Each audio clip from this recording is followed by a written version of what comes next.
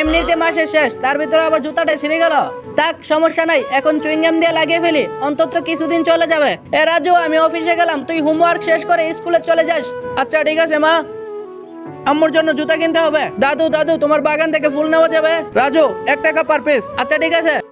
এই তো অনেকগুলো ফুল হয়ে গেছে, এবার এগুলো দিয়ে ফুলের তোড়া বানিয়ে ফেলি, আর এই ফুলের তোড়াগুলো বিক্রি করে মায়ের জন্য জুতা কিনে নিয়ে আসবো। দাদু, এই নাও তোমার ফুলের টাকা। আঙ্কেল আঙ্কেল, লাল গোলাপের তোড়া কিনে নেন, তাহলে আপনাদের ভালোবাসা আরো অনেক সুন্দর হবে। রাজু, তুমি এগুলো বিক্রি করে কি করবে? আঙ্কেল, মায়ের জন্য জুতো কিনে নেব।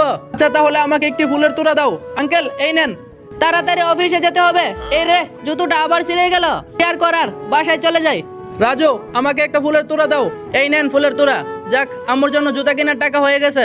মা মা, দেখো তোমার জন্য জুতা কিনে এনেছি। রাজু, তুই মায়ের জন্য এত চিন্তা করিস? তোমরা রাজুর ভিডিওতে লাইক সাবস্ক্রাইব করে দিও কিন্তু।